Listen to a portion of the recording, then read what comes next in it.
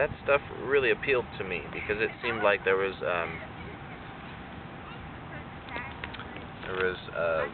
an ideal of freedom and free thought, and so I had read up a whole bunch about the history of that time and the music of that time, and so I think I idealized this area to a certain extent. And UC Berkeley was a university for a long time that I wanted to attend, and so I applied here and I did not get accepted, but I still wanted to come because anyone can come during the summer for summer courses, just to get my little fill of Berkeley. And the funny thing is that at this time I have now, as opposed to 3 months ago, I have no desire to go to this university to attend school here. Que surprise? What does that mean? It's French. It means sarcastic. It means what surprise? And it's funny how your plans turn out a lot different. What you plan to do is not what you actually do in the end. Like, now my plans have totally changed. I don't want to go to this university. I don't want to go to college at all right now, actually. And that sentiment had probably been building in me for a long time, actually. It just finally crystallized when I was here that I really needed a break from college, since I'd been in college for 6 years nonstop. But I always wanted to go to the University of California in Berkeley and be a good student, make the grade. And I end up coming to Berkeley, and things turn out completely different. Now I want to travel around and see the sights, but all that was set up by a lot of things that happened to me and a lot of things that I looked into when I was, in the later years of my teens and early 20s. So, your expectations. Yeah, my expectations and my plans. I set myself up to come to this area, but I didn't know that my plans and my expectations would so radically change once I came here. Seems like you're pretty disenchanted with at least the campus of Berkeley. Maybe you're a little tired of the city these days. Did you have any problems with illusions being shattered, or? Well, Wavy Gravy isn't here very often anymore. Grateful Dead aren't really a band anymore. You know what I'm saying? Yeah. Even for my tastes, I have to say the Dead Kennedys haven't been around in a very long time. As such, even though it was, oh golly, maybe 30 years later, it's still just as relevant to me. The revolution that happened after the revolution that happened, and here we are talking about an ongoing theme here. Yeah. Why don't you touch a little bit about that? I imagine it seems like you were heading that way. Yeah, I was heading this way, and I came here under the impression that I would continue studying engineering, and finally being freed, I got myself free of my suburban situation that I had grown up in. I found so many different people, and I found that I'm much more interested in all the people than all the theory, all the The abstraction. All the abstractions of the hard sciences and how they apply and how they can be applied as an engineer. I really, my desire to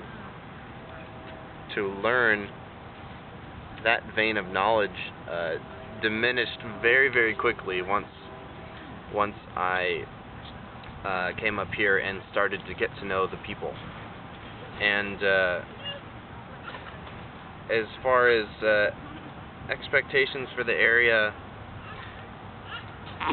I was coming from a place that knew that this engineering program was well known. What I didn't know is how much time it takes of your life. Like the engineering students here are probably the ones that study the most,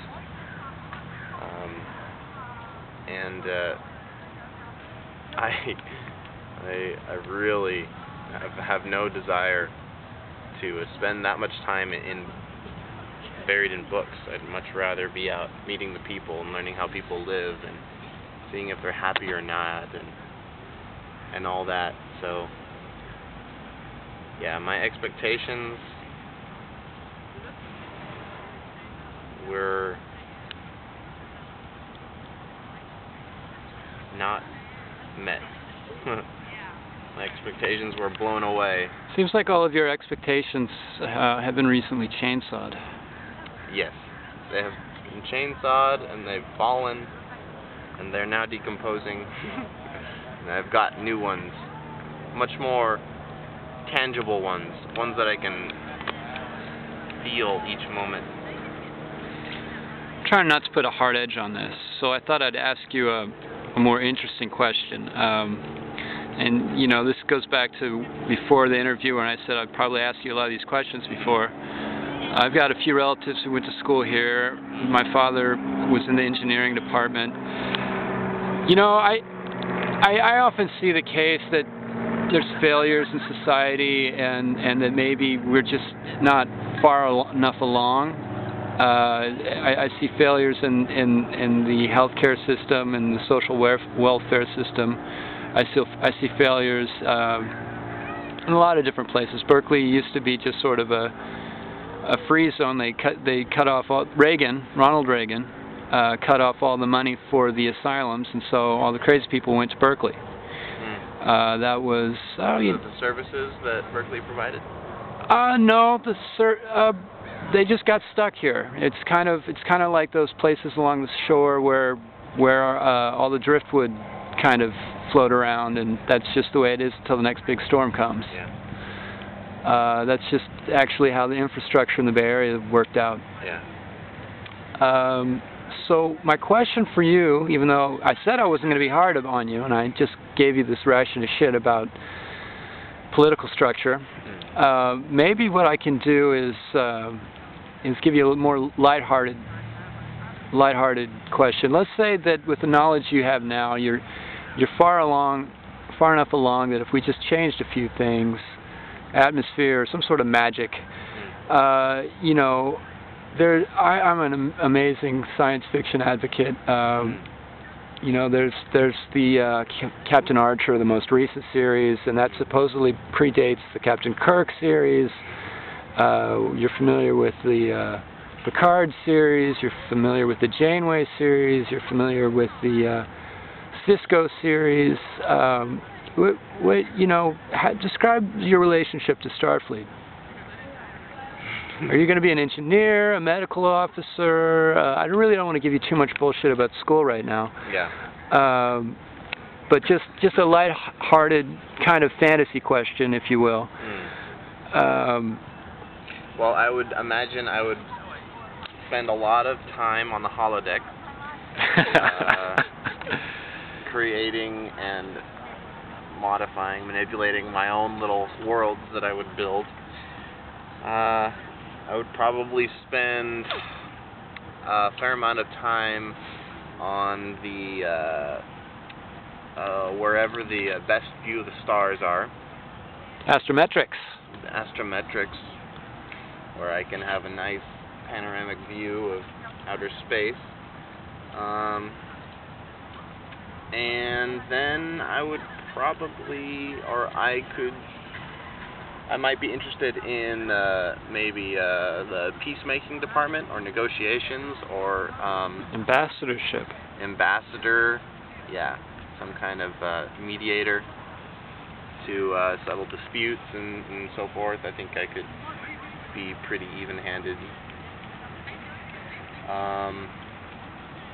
Also, it's kind of the things you single-handedly accomplish on a daily basis in the four or so months that you were on Piedmont Avenue during the Treesit protest. Yeah, and a lot of times mediation. A lot of times, all it was listening, letting people talk